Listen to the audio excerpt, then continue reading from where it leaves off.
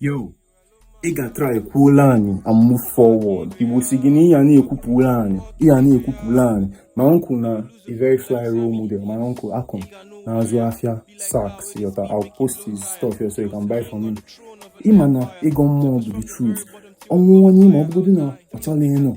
My uncle na-ajisi na-asị na onye na-ejefu ije person with the loss bụ mkpọchi ya ka a na-akpọchi ya. Anyị ma na ọnwụ ife onye agha ejide aka wee na-ejefu ije, ọ ya asị na ọnwụ ife ọma o ji ejefu ije bụ iwu na-azụ okenye. Ọ bụrụ na ị chọrọ ịbụ okenye erele, right? Ọ bụrụ na ị chọrọ ịbụ okenye bụ onye alụ anyị na-anọ ewu ama n'ọgbụlị, ị ga na-ekwupụla anyị. You guys dey courageous to kwupụla anyị. Tell your father, tell your sister. I just message my sister now, voice note, tell am say ka actually aja. Tell people ka actually faja. You don't have to feel, because if you know talk wetin you know will be truth, in go spoil things, and now you now go come be that coward.